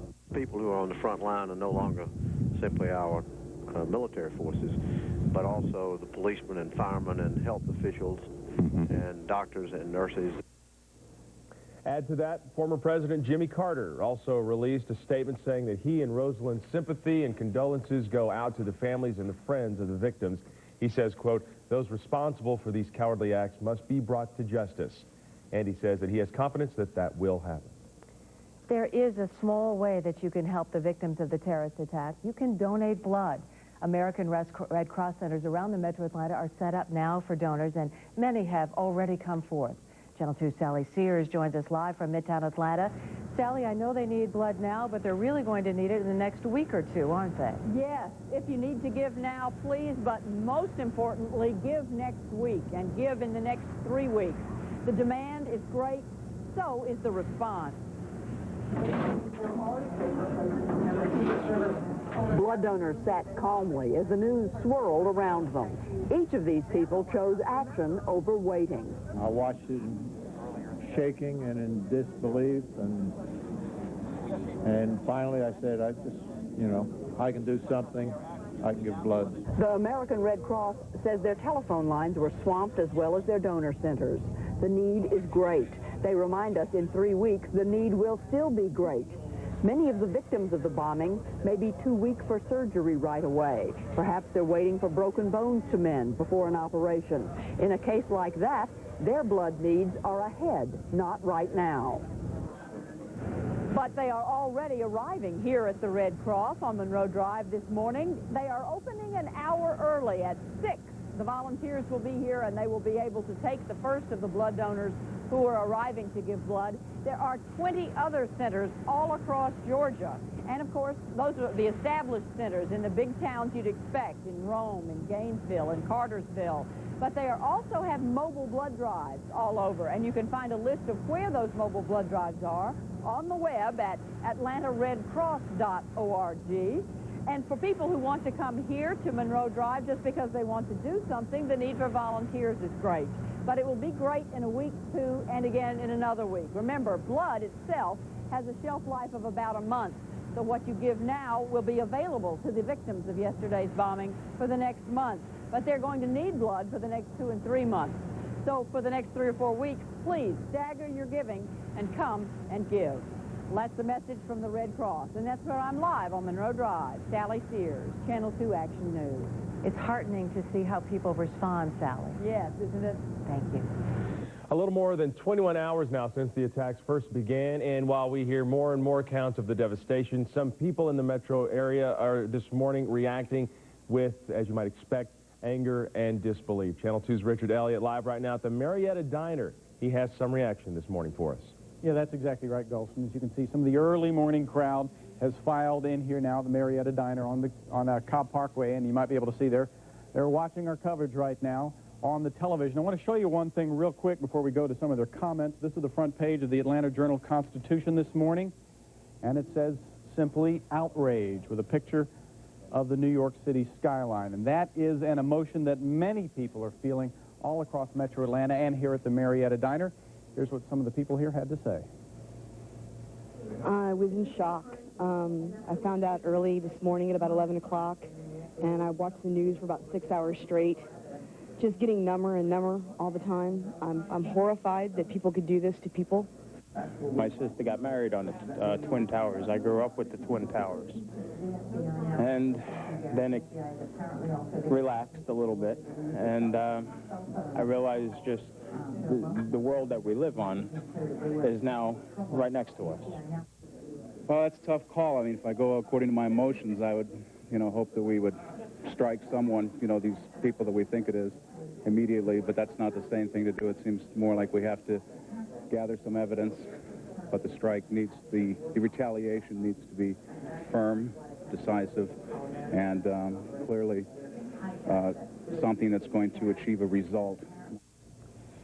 Now, we went on the internet this morning to try and find some reaction from around the country. These are some headlines from newspapers around the United States. This one is the Miami Herald. It says simply attacked, and if you look very closely, this is right before the impact of that second plane. The next one is the New York Times, U.S. attacked, with more photographs of the devastation. This is the Washington Post and its headlines. And finally, locally, this is the front page of today's Marietta Daily Journal. It says simply attacked with a full-page picture of the Statue of Liberty, and it says a new day of infamy, and that is the way a lot of people here are feeling this morning. We're live in Marietta. Richard Elliott, Channel 2 Action News this morning. And Richard, here's one more for you and for the people at home. USA Today. Let me just hold this up right here. Act of war, and there's that image of the huge, devastating explosion there. And Richard, while I still have you, I'm just curious. I'm wondering how people are feeling this morning about the frustration that they can't direct their anger at any one particular country, that we're dealing possibly with terrorists here that work in cells, so there's not one particular country that one can aim his or her anger at. And that's actually a very interesting point that you bring up. A lot of people here really, they're feeling some anger and some frustration, but they're being very reserved. They want a retaliatory strike, but they want it done against the right people, and they've been very careful in some of their answers. They say they want a strike that is an equal measure, but they want to make sure that we hit the right people. I think their sentiments are shared by millions this morning. Richard, thank you very much. There are questions this morning as to whether the terrorist attacks could have been in any way prevented. According to a new ABC poll, Americans are evenly divided. The poll also found that 9 out of 10 people have some confidence that the U.S. will find and punish those responsible, and about 9 in 10 support military action against the attackers. Now, how do you think the U.S. should respond to the acts of terrorism? Share your thoughts with other viewers on our message board at WSBTV.com. One of the major effects of the attack on America is at the pumps. Gas stations around the U.S. reportedly jacked up prices yesterday. The R&L Texaco in Oklahoma City increased the prices of unleaded to $5 a gallon. State authorities are now investigating. Long lines at the pumps frayed nerves and caused scuffles, including a 78-year-old man arrested in Topeka, Kansas, after police say he pulled a pellet gun on another customer. Georgia Emergency Management Agency officials say they have received reports of prices going up here, but they have not been able to confirm them. However, in the other U.S. cities, it really is a different story. People stood in long lines at gas stations around Green Bay, Wisconsin. They noticed that the prices had gone up. I'm thinking, boy, we're in deep trouble here. Serious trouble. Not quite sure where it's going to go to. Probably $3 a gallon here real shortly. The nation's largest oil companies froze gas prices yesterday. They are pledging to keep distribution steady. As people learn about their friends and loved ones in the Northeast, phone lines are starting to clear up, but AT&T is still asking people to make only essential calls to the area. Shortly after the attacks, it was practically impossible to get through by phone because so many people were trying to call at the same time. Meanwhile, a growing sense of patriotism is spreading across the metro area. People in this Roswell neighborhood hung American flags on doors, porches, just about any place where they could be seen. Before the night was over, American flags were scattered all over the surrounding area. And in Cobb County, another kind of flag and yet another display of patriotism. As you see, armed with cans of spray paint, some college students created the U.S. flag on the side of a big rock. It's located just off the Barrett Parkway near the campus of Southern Tech. Coca-Cola, the most recognized brand in the world, closed its world headquarters in Atlanta indefinitely on Tuesday. The company, concerned its international profile could make it a target for terrorism. No decision reportedly has been made on when the 4,500 Atlanta employees will be called back to work. In an email, Chairman and Chief Executive Douglas Daff told employees, "We will offer help where we can. Our thoughts and prayers are with everyone affected." Then there's UPS, its headquarters also in Atlanta. With airports closed nationwide, United Parcel Service will miss thousands of overnight deliveries. UPS is formulating contingency plans if U.S. airspace remains closed. Home Depot is also taking steps to protect employees. The company closed 20 stores in New York and Washington, and there's no word on when they will reopen. The attacks also brought to a halt a major trade show in Atlanta. Organizers of the Net World Telecommunications Trade Show at the Georgia World Congress Center halted the event, which had 2 days remaining. 50,000 people were expected to attend. Tom Regan, Channel 2 Action News, this morning. Well, others are helping victims with their prayers. Impromptu church services were held throughout the metro area last night. Channel 2's Dale Cardwell reports on that. And hadn't gotten there. She was there when the first plane hit. It's the exact kind of crisis that drives us to God.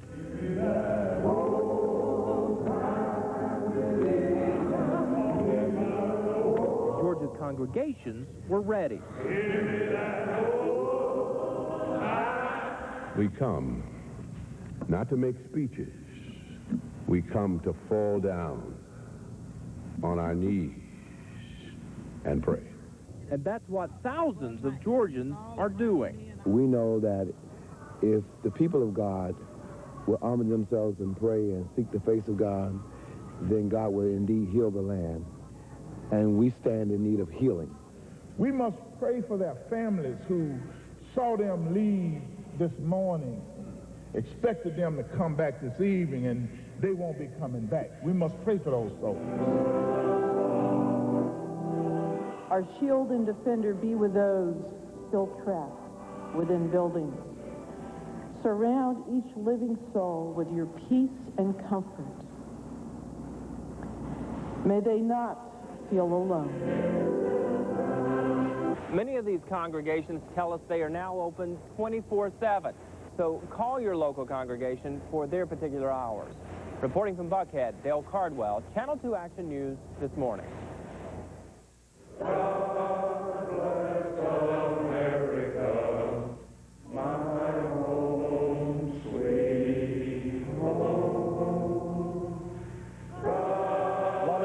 Broke out into song at the state capitol yesterday. When news of the terrorist attack spread, they joined hands and sang "God Bless America." The Georgia House adjourned until Thursday to allow legislators to be with their families. Understandable. Our round-the-clock coverage continues into our next hour. We want to show you a live picture from New York. There have been several fires burning around the Trade Center complex, and the building itself has still been smoking this morning. And inside, there are these desperate search and rescue efforts going on as firefighters and emergency crews try to find the last victims, and there may be many of them who are still trapped in that complex. Have you heard anything, Pam, so far about them pulling out any survivors? Because, yes. Okay, let's talk about that. A few emergency workers, and I believe they were firefighters, were pulled out probably 3 or 4 hours ago, and they were grouped together. So there have been some survivors pulled from that wreckage, but as of lately I have heard of no survivors, although they still believe that there are people alive trapped in all the tons of wreckage that has come down. Miraculous when you consider that, and we've seen the pictures yesterday from that one freelance photographer who actually, I guess, rode his bicycle into the wreckage area and showed us pictures of just mangled debris from this gigantic 110-story building, 2 of them. Steel frame on the outside, covered with glass, brought down into about a 100-foot heap. And now you see the fire crews come out, and these are people who train for things like this, certainly not exactly like this, but you can see that they're just completely shaken, but they're doing their job, Pam. They sure are. Live, local, late-breaking. Now, coverage you can count on. This is Channel 2 Action News this morning. Terrorist attacks can shake the foundations of our biggest buildings, but but they cannot touch the foundation of America. These acts shatter steel, but they cannot dent the steel of American resolve.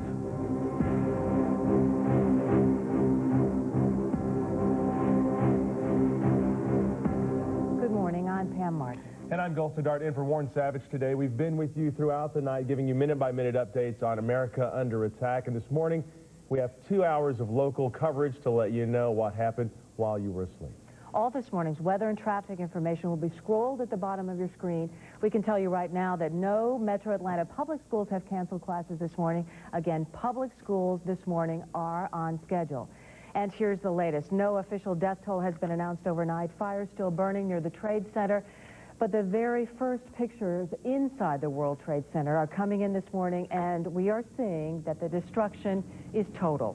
Rescue crews still working at this hour, frantically trying to rescue people trapped in the rubble. Thousands are feared dead. The Boston Herald reports this morning that flight training manuals in Arabic were found in a car outside Boston's Logan Airport. Their source says 5 Arab men have been identified as suspects, including a trained pilot. This as the FBI searches areas in Florida for supporters of known terrorist Osama bin Laden. September 11th will be known as the day that the face of America changed forever. With the Pentagon still burning, President Bush told the world that the spirit of America will not be shaken. These acts shatter steel, but they cannot dent the steel of American resolve. The president made clear the U.S. is committed to finding anyone involved in any way with the attacks. We will make no distinction between the terrorists who committed these acts and those who harbored them. The nightmare began just before 9 a.m. American Flight 11, a Boeing 767 from Boston to Los Angeles, crashing into one of the twin towers of the World Trade Center. Then 10 minutes later, the second plane, a United flight, also from Boston to Los Angeles, crashed into the second tower. The Twin Towers, a symbol of American economic power, stood wounded in the morning sky. Then they stood no more. A huge explosion now, raining debris on all of us. We better get out of the way! As thousands of terrified people watched from the streets, the South Tower collapsed. Soon, the second tower came down. Oh my God, there it goes! All of a sudden I heard rumbling and we all started running away from it. The glass blew out and threw me onto the sidewalk, and I couldn't see for 20 seconds. As New York was struck by tragedy, so too was the nation's capital. Another plane crashed into the Pentagon. Later, part of that building collapsed. And in western Pennsylvania, a fourth plane, a United Airlines flight from Newark to San Francisco, went down in a field. The flights were all hijacked. Officials say they were taken by people wielding knives. Several passengers on these flights were able to get cell phone calls to authorities and loved ones describing the situation before they went down. The casualties from the disaster are not yet known, but they are believed to be in the thousands. Many firefighters and police who rushed to the World Trade Center after the first crash are missing. Rescue officials are responding to calls from people still alive, trapped in the rubble. Now take a look at this. The first pictures of the first plane plowing into the World Trade Center tower. This is home video ABC obtained this morning. It shows the plane heading directly for the tower and then, as you see, exploding into flames. It will be at least noon today before planes begin flying again nationwide. Planes across the country are still grounded at this hour. This is the first time in history that the FAA has issued a nationwide grounding. It left thousands of people stranded here in Metro Atlanta.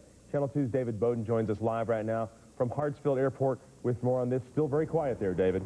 Very quiet, Warren, but folks are starting to straggle in, and that's one thing police are saying they do not want to happen. You have to understand the magnitude of this ruling that the FAA has grounded all flights. There is no one here, and so they want folks not to show up at this airport. There is a possibility that air traffic may continue at noon, but that's only a possibility. There is no one here to help you. There are no ticket agents here, so they do not want you to show up at the airport trying to get your flight together. This was an unprecedented move by the FAA, one that they only thought that would help keep American flyers safe and also just the flying public in general, keep them safe, and it would also give officials the opportunity to regroup and assess what happened after America's worst act of terrorism in our history. Hartsfield International, one of the world's busiest airports, now joins airports across the country as some of the quietest. All domestic travel was brought to a halt yesterday as the FAA ordered planes out of the sky. All right, has everybody signed in? Some 30,000 flyers were stranded here. Many signed up for Travelers Aid, getting help to find shelter for the night after learning they would not be able to stay in the airport. The place we would consider our safe haven is being shut down. I'm not a frequent flyer, so I'm nervous anyway, and this has really made me nervous. But despite the hardships, some were able to see that their inconvenience was a small price to pay for safety. As bad as it is for all of us, it's nothing compared to what the people in New York and Washington are feeling. And again, you can see there's a traveler there showing up here, and once again, he will learn very shortly that he cannot get into the airport. You can see there's caution tape over the doors. They are not allowing anyone inside the airport, and once again, there is no one inside to help you. And so, again, police are asking that you do not come to the airport because there isn't anyone here. If flights do resume at noon, that will be the time for you to make phone calls to your airline to find out information as to when you'll be able to get out of here. But once again, that's only a possibility that the FAA may allow the airspace across America to be reopened. So once again, call your airline before you head out here to the